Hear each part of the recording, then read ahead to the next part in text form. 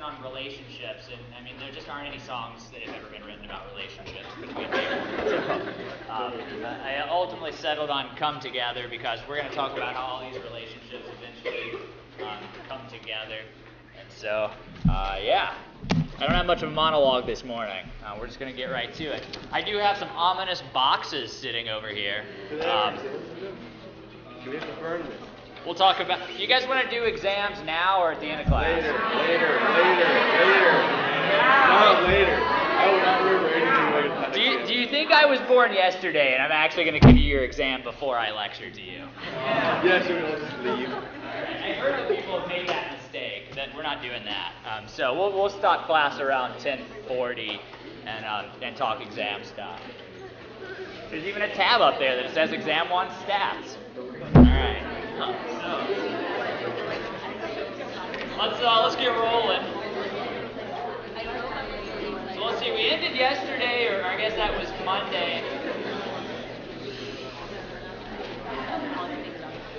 We asked ourselves a question. Is a molecule with chiral centers always chiral itself? And of course our answer was no. And so that's what we're going to leap into today. So we're going to see these cases where we might have chiral centers within a molecule, but the molecule itself is actually achiral, which of course means that it does or doesn't have an enantiomer. It means that it doesn't have an enantiomer, right, if it's achiral. So, and that's pretty much the easiest way to remember whether or not something's chiral or not. Does it have an enantiomer? That pretty much tells us the answer. Okay, so let's take a look at an example, because typically I like to just explain things through examples. It's more obvious that way. So let's do it. So let's say we have a molecule. So this molecule is going to be a diol. What do you think a diol is? 2 alcohols. It's a molecule with 2 alcohols, yeah? So our diol in this case will have a dash here, and then on the left side, our alcohol will be on a wedge. All right, so first off, let's think about some things. How many stereocenters or chiral centers are there in this case? Right, so we have 2 carbons that are connected to 4 different groups and are sp3 hybridized. And so there they are. So first off, we need to, I guess, assign some stereochemistry. Okay, so for the first one, we've got our hydrogen going back, and so we can just use the thumb rule. So let's go ahead and prioritize, I guess. So what's number 4? Definitely hydrogen. What's number 1? Hydroxyl. Yeah, definitely the hydroxyl group because it's got an oxygen. So then we've got to figure out 2 and 3, but you can pretty much assume that we're going to have 2, 3 because as we count towards 2 here, we're going to meet something with a hydroxyl group. As we go the other way, it's just carbons and hydrogens. So we've got 1, 2, 3, 4, and so let's see. If we put our thumb into the back of the board, and then with our right hand, can we curl 1, 2, 3? Yeah. We can. So that means that stereocenter is R, right hand. So we've got an R stereocenter here, and then on this side we've got our hydrogen coming towards us, and of course I guess we need to reprioritize. So we've got hydrogen 4, 1, 2. All right, so our priorities like that. So our hydrogen's coming towards us, and again with our right hand, if we put our thumb coming towards us, can I rotate with my fingers? Can I curl 1, 2, 3? Yeah, I definitely can. So again, the stereocenter is an R. Okay, so there's 2 chiral centers, there's 2 stereocenters, and so what do we say about the maximum possible number of stereoisomers there will be? 2 times. Yeah, so we'd say that there are 2 to the second possible stereoisomers. Of course means there are 4 total possible stereoisomers, and so if we've got RR here, and we'll call RR our A, let's see. We can also do, so we could flip the stereocenters. And so to make the stereocenter on the left R, we want to switch 2 of the substituents. And so since 2 of the substituents are basically the ring, we'll just keep the ring in the same place. And so we'll swap the wedge and the dash. So we say that if our hydrogen is now on a wedge, and our hydroxyl group is on a dash, well, what's that stereocenter going to be? It's going to be S, right? We've kept two things the same, and we swap the other two. So now we've got an S stereocenter. And likewise, on the right side, we'll take our hydroxyl that was on a dash, we'll put it on a wedge. We'll swap that out with the hydrogen. Okay. So first off, are these two molecules the same thing? No. And so we can see that. We can say, well, what happens if we just flip this thing 180 degrees? So, of course, we could say that the hydroxyl group on the right here, which is on a wedge, we'd switch that over to the left, but then it would be a dash, right? So here we've got a wedge, and so we're never going to be able to flip this thing 180 degrees and make it overlap. And so we'd say the relationship between these two molecules is what? Yeah, so we know they're enantiomers because, well, we had RR in one case, and then the other one is SS, and so we've switched both chiral centers. We switched all the chiral centers present in our molecule, and so we are looking at the mirror image. And so these two would be enantiomers.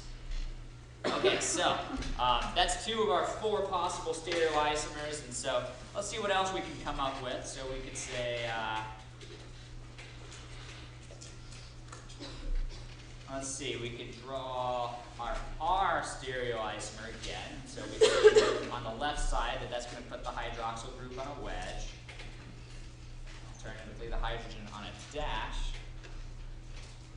And then if we want to make the one on the right the S, we would say that it needs to also be on a wedge. Okay, so OH and H. So we know this information just by looking at the previous pictures, right? We can compare the stereocenters. When they're the same, they're going to be the same letter. When they're different, we're going to have the other letter. Okay, so we've got R and S. And so we can talk about the relationship between these two molecules. Now, are they mirror images of each other? No. They're definitely not, right? Because one of the stereocenters is the same, and so they are stereoisomers. They have the same connectivity, but they're not mirror images, which means they must be diastereomers, right? Because our definition of diastereomers is just any stereoisomer that is not an enantiomer, yeah? And so we would call these two diastereomers. Okay, so then we can imagine drawing the enantiomer of this one. And so we want to make our left stereocenter an S, and so we'll put our hydroxyl group on a dash. And then we want to make our right stereocenter an R, and so we will put our hydroxyl group again on a dash.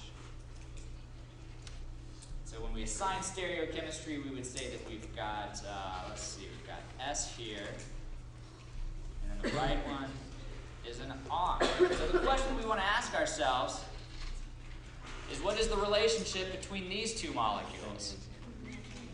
Yeah, you might say they're enantiomers. But let's take this molecule and flip it 180 degrees. Will those then be superimposable? Yeah. Yeah. Yeah. Which is a little nuts, right? Because this is the first time we've seen this. And so what we've got is when we take the mirror image of this compound letter C that we'll call it, we find that it ultimately ends up being the same exact thing as compound D. Because we could take compound D, flip it over, and exactly what we would have is compound C. All right, so does compound C have chiral centers? Were we able to label R or S? Yeah, we were. It definitely has chiral centers. Is the molecule chiral? Yeah. Well, if we ever want to ask ourselves, is the molecule chiral, we ask ourselves, does it have an enantiomer? Does C have an enantiomer? Yes. Yes. Yeah. Oh.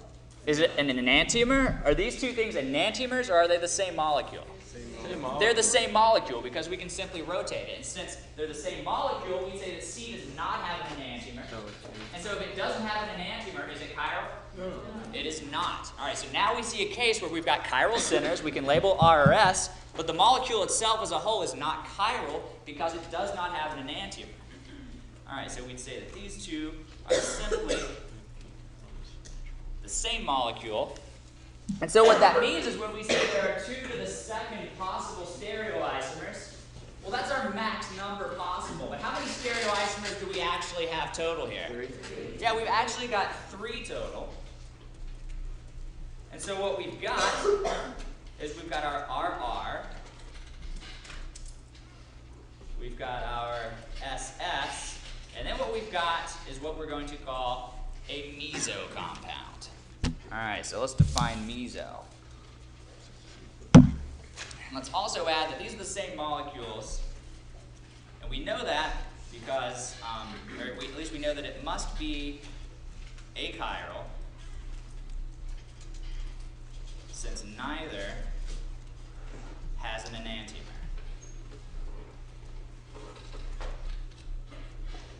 And so ultimately what that leads to is this idea of a meso compound. And so a meso compound, by definition, is we're going to say that it has chiral centers, yet is overall achiral. And ultimately that's going to be due to symmetry. And so if we look back up at letter C here, we find that if we draw a line right down the center there, are these things symmetrically the same on the left side and the right side? Yeah, they are. And so it's going to be the same case here. And so if we're ever going to have a meso compound, obviously we're going to have a high degree of symmetry. We're going to have to be able to draw a line down and basically have the same picture on both sides. And because we have the same picture on both sides, when it looks in a mirror, it is achiral, right? You're seeing the same exact thing. It's like Mr. Smiley. He was perfectly symmetrical. Okay, so there's 3 actual stereoisomers here, and again, what we can do is we can draw out a little relationship map. And so we can say we've got A, B, C, and D. And so we'd say the relationship between A and B, it is what? Yeah, so they're enantiomers. The relationship between C and D. Yeah, It's the same thing, right? So really, C is the same thing as D, and D is the same thing as C. And so what we've got is the same molecule. And so if we wanted to draw out our map, we're gonna have how many pairs of enantiomers for this molecule? We've got 1 pair of enantiomers, and that's all we've got possible because we've only got 3 stereoisomers, and we know enantiomers come as special pairs. So if 2 are used up in a special pair, there's only 1 left, and not obviously you can't have an enantiomer. So everything else we would just describe as diastereomers. Of course, ultimately C and D are the same thing, and so it's a little redundant to say the relationship between A and C is a diastereomer as well as A and B is a diastereomer because it's the same molecule. So, this is where come together comes into play. I can ask you a lot of questions about the relationships between molecules. And so, let's see what some of those would look like. So, first off, let's ask which molecules have chiral centers? What would you say? All of them, right? We've seen that all of them we can label RS, and so we'd say A, B, and C, and we won't include D because it would be redundant. D is just the same thing as C. All right, we'd say, so which molecules have chiral centers? And then we can ask ourselves, well, which molecules are chiral? And so, remember, anytime you're asked if something chiral, you just simply answer, well, does it have an enantiomer? All right, so which ones have enantiomers? A and B. And so we've got a case where we have 3 molecules that have chiral centers, but only 2 of them are chiral. All right, so let's see what else we could ask. We could say, or we could ask the question, does A have a diastereomer? Yes. What do you think? Yes. Yeah, it most certainly does. We could also ask ourselves, does A have a chiral diastereomer? What do you think? No, because the only diastereomer A has is C, and we've seen that C is achiral, and so we'd say no. A does have a diastereomer, but it does not have a chiral. What about this? What if we asked, does C have a chiral diastereomer? Yes. Yeah, and so then we think, well, in relationship to C, we have A and B are diastereomers, and then the relationship between A and B are enantiomers. We know that they are chiral, and so we'd say yes. So A does not have a chiral diastereomer, while C does have a chiral diastereomer. Right? All right, so this is essentially all the sorts of questions we get asked, but ultimately it just comes down to, if something's chiral, it has an enantiomer. Is it achiral? It doesn't. And so we've also talked about the relationship between enantiomers and diastereomers as well. Okay. Let's see. Another thing is I just want to highlight, if we have a molecule like this, all right, so we can label that E or Z. What would we say? Z, right? Because they're on the same side. The other groups are just hydrogens. And so we might ask ourselves, is this molecule chiral? Well, it has what we call a stereosite, right? We can apply E or Z. But if we take the mirror image of this, are we going to get the same molecule or a different molecule? Let's do it and see what happens. So,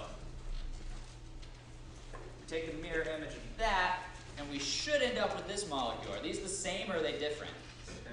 They're the same, and so this double bond, if we have something that just has double bond stereochemistry, is it chiral or achiral? Yeah, it is achiral. And it's achiral because it does not have an enantiomer. So, chiral molecules must have RS stereocenters. Just by definition. It's not enough to have a double bond with E and Z, because when we take the mirror image of an E or Z compound, we just get the same exact thing, and so they are not chiral. It's ultimately because what's the bond angles in a sp2 hybridized carbon? 120, right? So it's trigonal planar, and so that's the reason that it isn't chiral. We've got this degree of symmetry in a trigonal plane, right? It's just flat, there's no geometry up here, and so that's why it's not chiral. We have to have that 3D tetrahedral center to have a chiral molecule. Okay, so let's talk a little more about meso for a second. So what we can say about meso, the meso molecules must contain a plane of symmetry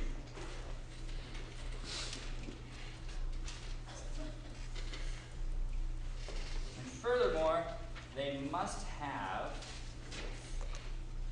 a 1-to-1 ratio of R and S stereocenters.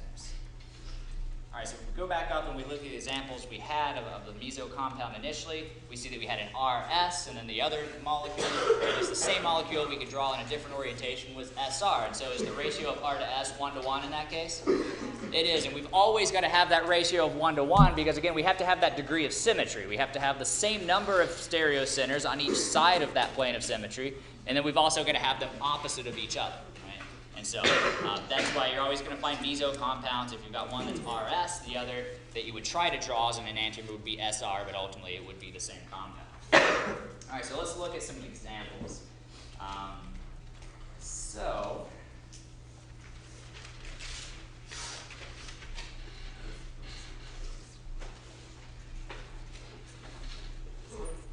Draw another diol. So we'll put that hydroxyl on a dash.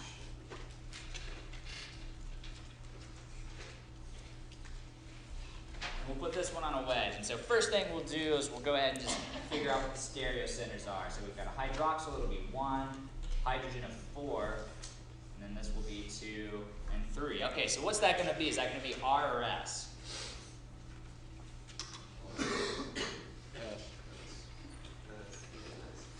All right, so let's try our thumb.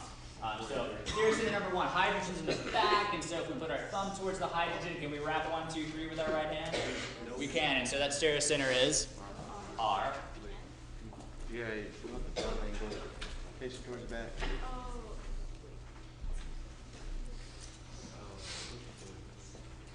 Thumb, right, everyone's with me, thumb towards the back. And so we would wrap 1, 2, 3 with our right hand like that. All right, so then the blue stereo center, or at least the one described, surrounded by blue substituents, we're going to have our hydrogen in the front. And so, can we wrap 1, 2, 3 with our right hand? No, so then we try with our left hand. It's 1, 2, 3, we can wrap. And so that means that stereo center is S, yep. It should be plainly obvious by now that figuring out the stereo centers is going to take practice on your part, right? It takes a little time to be able to see this. There's going to have to be lots of practice in determining these. Okay, so we've got R and S. And so what we find is, do we have a 1-to-1 ratio? Well, yeah, technically yes. Yeah, we do, but do we have that plane of symmetry? No. Actually? No. So if we did that, do we have a plane of symmetry? Are those the same thing on each side? No. They're not. However, what we could do is undergo a bond rotation. And so this is going to be important because let's see what happens if we draw our methyl. All right, so we still got that. But let's actually align our carbons like this. Okay, so the angle is the same way for the stereo center on the left. So again, we've got our hydroxyl group on a wedge. And our hydrogen on a dash. But what we've done is essentially we've taken this bond right here, number 2, and we've rotated it 180 degrees, right? We've taken the methyl that's in the plane going up, and so we've gone 180 degrees, so now it's in the plane and going down. So if that's the case, the hydroxyl that was on the bottom on a dash, it's going to be on the top on what? On a wedge. It should be on a wedge. So now we've got an OH there, and we've got a hydrogen there. So do we have a plane of symmetry? Not really. Yeah, now we most clearly do, and so we find that in fact this is a meso compound. All right, so we had to do a little bond rotation to figure out, but ultimately, yes, we do have a meso compound in this case. So it might not always be clearly obvious just by looking at it pictorially, but then you could also say, well, if you switch these, if you tried to find the enantiomers, again, you'd end up with the same molecule, and you would know that it's meso. Yeah? So if it was actually a double bond, then it wouldn't be able to rotate, right? Speak up. If it was like a double bond. Yeah, if it was a double bond, it wouldn't be able to rotate. Only single bonds can rotate, but then we wouldn't have to worry about it if it were a double bond because we know we can't have chirality with a double bond anyway. Yep. Okay, let's see. Let's do another example.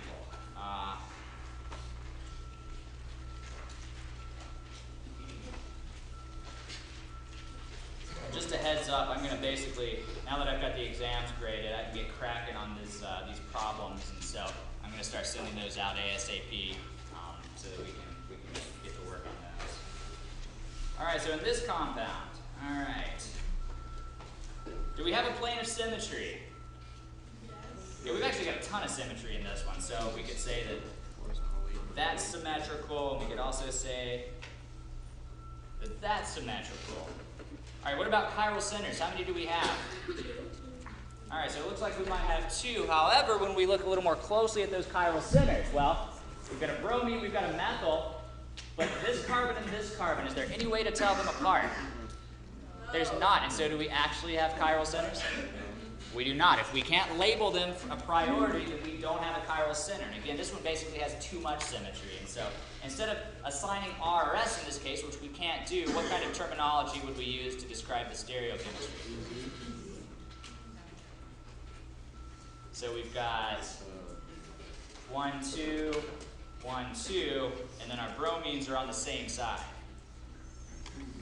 Yeah, we would just call that cis, right? Because our bromines are on the same side. We can certainly have trans, where basically one of those is swapped, and now our priority group is on the other side. Okay, so it takes a little time and effort to work through these and really master this concept, so just be prepared to do that, I guess. All right. All right, so that's basically it on the relationships we have between molecules. We have stereoisomers, we have enantiomers, we have diastereomers, and now we've learned about a special case of meso, where we have a molecule with chiral centers, but no chirality overall. So what we'll do is, my goal is to finish up stereochemistry today and then move into chapter 5. I didn't plan on it this way, but if you're going to maybe miss a lecture, Fridays isn't the worst one to miss. It's just a random aside. I don't know why anyone would plan on skipping Friday. All right. So now I have a mic in front of me, so there's even more incentive. Don't record the lecture that day. Make them something. That's cool. All right, so optical activity. All right, so enantiomers, we talked about their chemical and physical properties. Do they have the same physical properties or different physical properties? They have the same physical properties, and so fortunately, there is one physical property that is different between enantiomers. And so that's what this is about. So optical activity, enantiomers have one physical property that is different from each other.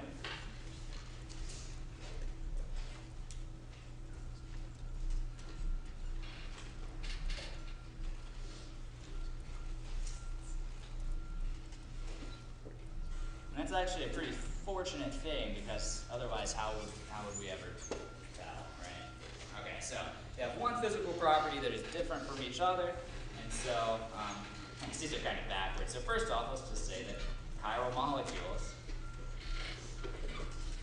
what they do is they rotate polarized light. And so this is going to be important for the lab after spring break, where it's about polarimetry. And so that's essentially what we're doing. We're going to have enantiomers, and we're going to see how they rotate light differently. Okay, so chiral molecules rotate polarized light, and so sets of enantiomers, or pairs of enantiomers, which of course are chiral because they have an enantiomer, they're going to rotate light differently. And so that's what we do to kind of tell those two things apart. Yeah, Josh? Polarized what? I can't read it. Yeah, I wrote lab. Grazie. You knew what I meant. All right. So they rotate it rotates our polarized light. Okay. And so pictorially, this is sort of what this looks like. So light comes from the sun. That's not a very good circle. Light comes from the sun. And this isn't the sun, by the way. This is just me showing you that all this light, it of course has a frequency, and they are waves, but they don't have any orientation, right? So there's basically this entire spectrum of the direction that these waves can be coming. They can be coming at you up and down. They can be coming at you side to side. They've got 360 degrees, basically, how they can approach you. And so what we want to do, well, first off, we would call this unpolarized light. And so what we can do in the chemistry lab, and this is what you will do in the chemistry lab, is we'll put that through a filter. And so ultimately what happens is we're going to end up with light that is now polarized, meaning it's just in one direction. So we filter out all the other directions of wavelengths, and we end up with just this one polar, I don't know what you call that, but you have light that is on one, basically, sort of axis like this. So now what we've got is polarized light. I'm treading dangerously close to like physics topics that I'm not qualified to speak about. And so what's going to happen is we're going to take our polarized light, and it's going to hit a chiral molecule. All right, so when it hits its chiral molecule, what do you think happens? It rotates our plane of light, right? And so what we end up with is, say, light that looks like that. And so what we've got is when we filter our light, we end up with just this kind of polarized light. Ultimately what happens is we're going to rotate. And so what we're going to do in the lab is you'll pass some light through a filter, you'll shine it through a chiral molecule or a chiral sample, and you'll see that in fact the light does rotate. It's able to rotate the polarized light. Okay, so we describe that with what we call an observed rotation. So actually we'll just call it alpha observed, and so I'm just making something up here. Let's say that rotated the light 41 degrees, and so we're saying it's positive 41 degrees because we're saying that it rotated it clockwise. All right, so a few things about that. If we've got clockwise rotation of light, we would call that a number of things. We call it dextrorotatory, right? And so when we talk about amino acids, we have D amino acids and L amino acids, and so this would apply to the D amino acid. It's going to be the amino acid that rotates, or the enantiomer of whichever amino acid we're talking about, that rotates light in a clockwise fashion. You'll sometimes just see that written as D, or you'll see it written as a plus, right? So we have the plus amino acid in that case. All right, so we've passed it through one chiral molecule. Let's say that we take this and we pass it through the enantiomer of above. All right, so again, we're going to have results. We're going to see that, well, first of all, is the enantiomer of this chiral molecule, this generic, is it chiral itself here? Yes. It has an enantiomer. It is an enantiomer, and so it's certainly chiral.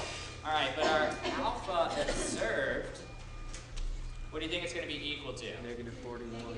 Yeah, so what we find is it's equal to negative 41 degrees. And so the light rotation that we see and are able to observe has basically gone the other way. Now we're going counterclockwise. And so if we have light that is rotated counterclockwise, we call that levorotatory. Or we could use L, right? So D or L amino acids. We're talking about the different rotation of light that those amino acids give, or you could see it written as negative. These are all perfectly acceptable ways to write it. All right, so if we have a molecule that is able to rotate light, we call it optically active, is able to rotate polarized light. All right, so let's talk about a little more of this, and then I think we'll just call it good. All right, so we have our observed rotation, and so we're going to talk more specifically where we say that we've got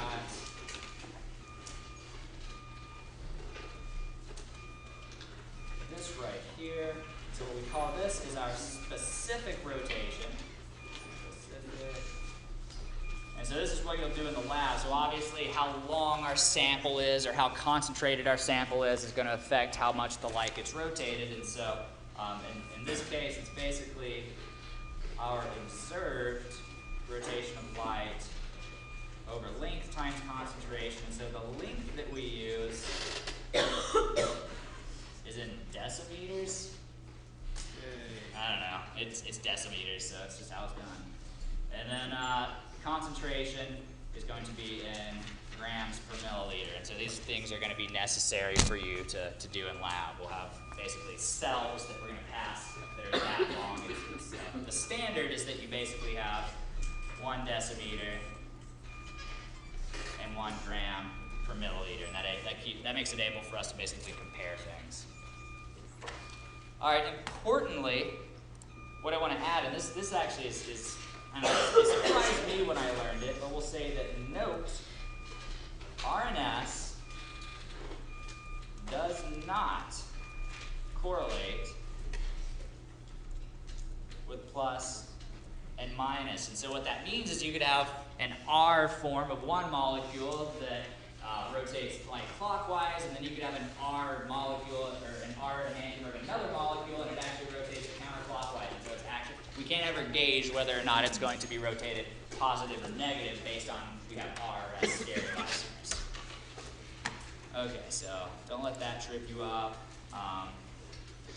A new concept that we haven't really talked much about is the idea of a racemic mixture. Or I guess really we have talked a little bit about a racemic mixture. And so a racemic mixture is a 50-50 mixture of enantiomers. And so you'll often see that written as plus minus or DL. And so that's indicating there's a 50-50 mix of both of those things. So back last week when we first started talking about thalidomide, ultimately what thalidomide was when it was given to the pregnant women, it was a racemic mixture, right? It was a 50-50 mixture of the plus and the minus enantiomer, and ultimately only one of those has a net benefit, and the other one is fairly catastrophic. So that's what the racemic mixture is describing. And so, do you think that a racemic mixture would polarize or would rotate polarized light? No. Yeah, so that's right. So basically, if we have 50% rotating light one way, then we have the other 50% rotating it back the other way. And so what we end up seeing is when we have a racemic mixture of chiral molecules, it does not rotate polarized light. Because essentially what it does is it cancels out that rotation. So for example, we would see in a molecule like this. So there's one enantiomer, the other enantiomer would have iodine on a dash. Looks like that. So to save time, I'm going to go ahead and tell you that's S and that's R. And so when we name these things, what would we name this molecule? First off, we'd say this is the S form. And then how would we, what's the longest carbon chain? That's a butane. Butane. What's the substituent? Iodine. Iodine. And so we'd say it is 2-iodobutane. And then the other one would be R2-iodobutane. And so experimentally, what is seen is that the rotation in this wavelength is 589. Is plus 15.9 degrees. The rotation here is minus 15.9 degrees. And then unsurprisingly, if we were to measure the plus minus of 2, or the rotation of plus minus 2-iodobutane, what do you think the answer is? Yep, so this would just simply be 0 degrees Celsius. So ultimately what optical rotation is, it gives us ability to judge what our mixture of enantiomers is. Does it mean that, like, for when you say it's a 50-50 mixture of enantiomers, is it like the ratio exactly 50-50, or is it just like a mix? Yeah, so I mean, certainly when you actually have a mixture of molecules, it's probably not exactly 50-50, but the numbers are so large that even if it's, you know, it's statistically likely to be very close to 50-50. So that's a racemic mixture. Yeah. Okay, really quickly, let's just add that only pure, let's see, actually let's just leave that out. Let's just say that molecules that are not optically active, so essentially we would have, what about just a random achiral molecule? Is it optically active? No, it has to have an enantiomer to be chiral. So chiral molecules rotate light, so achiral molecules do not. We've seen that racemic mixtures do not, because the light cancels out. And then what did we learn about at the beginning of class? It looks, we would expect to be chiral, but ultimately is not. Meso. And so is meso chiral? It's not, so it would be included in here as well. So a meso compound is optically inactive. Okay. Let's talk about exams. Good.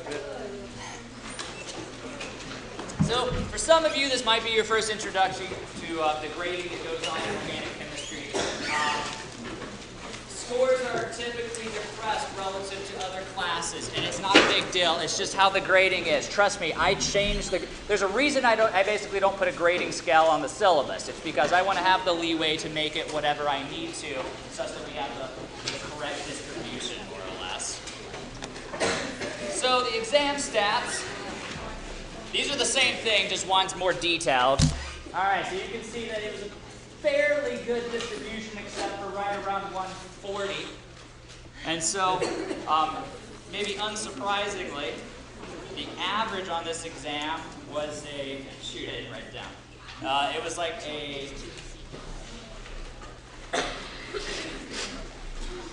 right around 140. So the median was also right there at 140. So those were basically the same thing. And so, typically in a class, also there was one perfect score. Hats off to that. I'm also sad to say that the 11 o'clock section did like 2/10 better. You got the rest of the semester to get so both of the sections were pretty much the same. All right, so grading scale. Traditionally, an A is what? 90 or above, which for this exam, which was 200 points, would be 180. So what I've done is I've got very loose guidelines for where I would cut grades on this exam. At the end of the semester, don't use these as written fact, but right now it is my best estimation for what it would be. Okay, so right now, an A, I would say on this exam is anything that's about a 157 plus. So notice that we've essentially dipped that down to just under 80% for an A. And that's okay, we're allowed to do that. All right, so a B, I would put right around, let's just say the AB line. All right, so I guess this would be the AB line. So there's the AB line. The BC line, I would put right around 135. The CD line, right around 109. And then the other one. That line.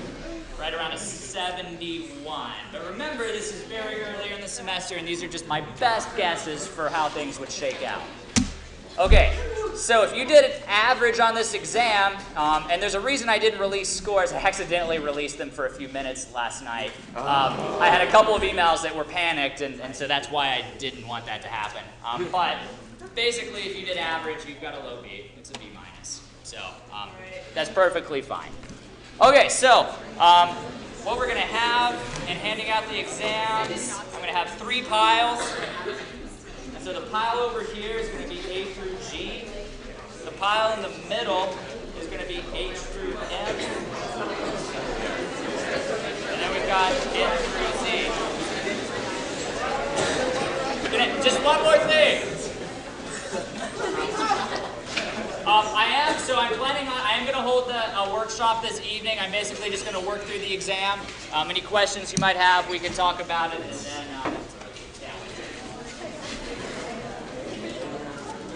Time to change judgment. Yeah. It is what it is at this point. Here is N through Z. Shit. Right. Bro. It'll be pandemonium. H through M. In my backpack. So there's that. See here. If it's ABC order, then come on. Where's my crappy handwriting? Come on. Do you try to keep this in alphabetical?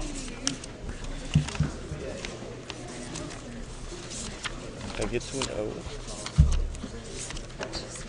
So if on a workshop tonight, are you just working through the exam, or can we I'll do whatever. Can we ask questions about like Yeah, if you don't want to pick them up now. I'll be around all afternoon if you just want to swing by my office. if we have questions about like We'll do whatever. current chapter? Yeah.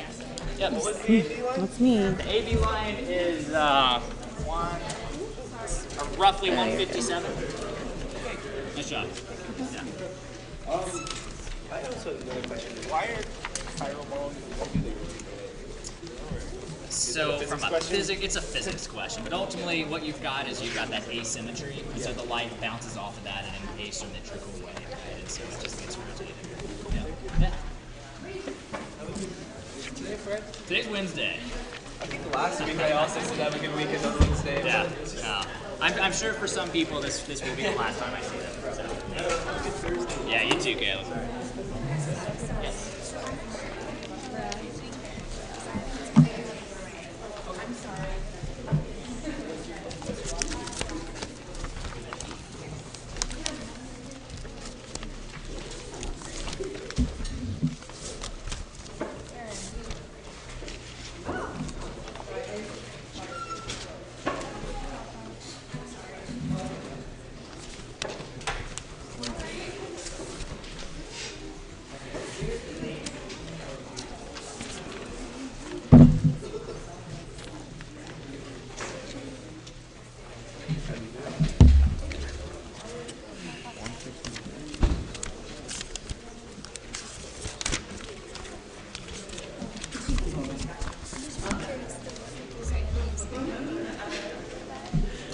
it's just where I would draw AB. Remember, 90 doesn't mean anything for here. So if you want to scale it to like a traditional scoring system, you could say it'd be like a 90. But yeah, I mean, it's right. Yeah, and this is still, these are just rough guidelines. But right now, I would say you got an A on the exam for a 160 percent. Quick question.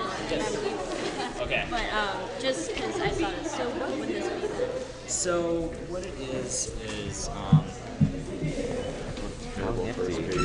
when you talk about geometry, you got to correct it as you draw a trigonometric line.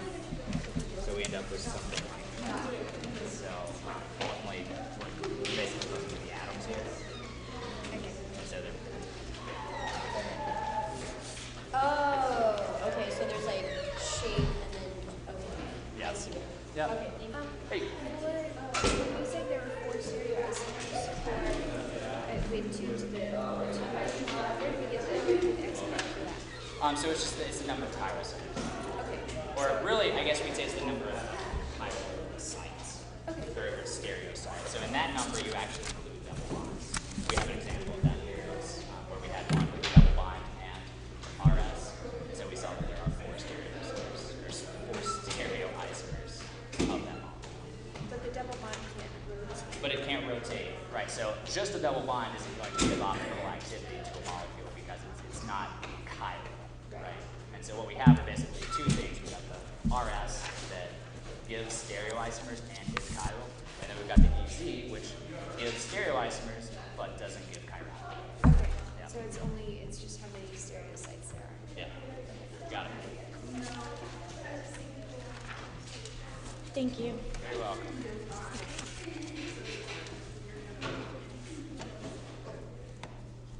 You said 157? Ish. Ish, Very okay. ish. Everything up here is very ish right Okay. now. So Okay, but I'm just gonna go ahead and tell my mom that it's not ish. what did you get? 159. Yeah, I think that's fair. And plus, keep in mind we have the homework grade. It's going to bump things up a little too. So as long as you're doing your homework, Do your homework. yeah, there you go. I don't think I'll have any success, but could I get any credit for having correctly identified exactly opposite? Like, this was an acid and this was a base. I wish I could, Like- and going forward, I'm going to do my best to Yeah. make sure that doesn't cost people a lot of points, but I couldn't. Okay. It wouldn't. But be fair, okay, what right? what? I was looking at this and I was like, what is this? I don't understand why there's no atom there. Like, So and what like, it is it's just the. because I've never seen that notation before. So what it is, it's just the deprotonation of this, right? And so like, anytime we deprotonate, what we've got is ultimately we've got H3C, carbon. But wouldn't it no longer be connected with an H? Well, it's not, right? Because just like any acid that loses its proton, it keeps its electrons. And so if we've got some base that deprotonates there, its electrons just go back to wherever it was connected. And so that's ultimately what we're showing there. So we're showing this picture. Looks like that now, right? Because the electrons have gone back to that carbon. And so the formal charge on this is going to be negative, because you get basically 4 minus 5. And so you end up with a formal charge of minus Oh, because there's a carbon. Is there a Yep. carbon here? Yeah, Okay. so I noticed, and if I, I would have rewritten it different. I would have written it differently if I realized that would trip people up. But yeah, there's only 3 carbons in that problem. Okay. Yeah. Thanks. Yep. Yeah. Yep.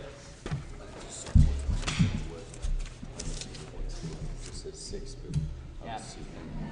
Yep. And so what it is I said to use lines, wedges, and dashes to show hybrid orbitals, right? And so formate ultimately is going to have 2 lone pairs that are localized, right? But those lone pairs you're showing in p orbitals, because they're localized, they're actually going to be in hybrid orbitals. And so since the hybridization is sp2, we would have a dash going to an electron pair here. We'd have a wedge going to an electron pair here. So you got points, and honestly, let's see. That actually, by our rubric, I think should be a 9. So this is a problem that my grader graded. Okay. And so,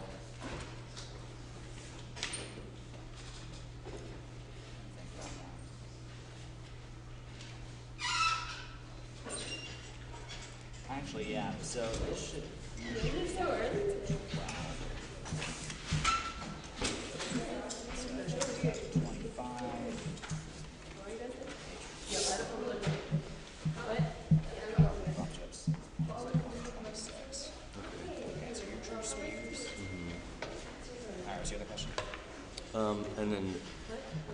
just the same for this one, just with the 10 points off? Is it just because the arrows are in the wrong place? Or Yeah, because and of so the arrows are in the wrong and place? so this threw people a lot off. So what a lot of people did was show this, where we're basically you're undergoing a Bronsted-Lowry acid-base reaction. And so I gave 10 points basically. You had a perfectly drawn Bronsted-Lowry. Okay. What it is so what you've got to have if you're going to draw a Bronsted-Lowry acid-base reaction, you've got to clearly show this electron pair going to the hydrogen, and then you've got to show these electrons going back to becoming a lone pair. And so you got basically another 5 taken off for having. I gave 5 points for the arrows and 5 points for the structure. Okay, so the full 15 though, what would that look So like? that would ultimately, so this would be a Lewis acid. Right. So this would be a Lewis base. And so remembering that a Lewis base is just an electron donor, you would end up with a line of those electrons just to the boron. Really? Yep, that was it. So it just So you it just puts a formal charge on this book. yeah, so you end up with basically a bond between oxygen and boron, where oxygen has become positive and boron's become negative. Okay. But I noticed that so many people were doing the Bronsted-Lowry that I gave a lot of credit for doing that too. Okay. Yeah. Thank you. Yep, welcome. And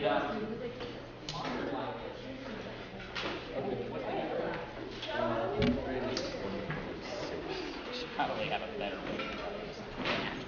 Yeah, I'll Well, if not, like in a while. yeah, just let me know.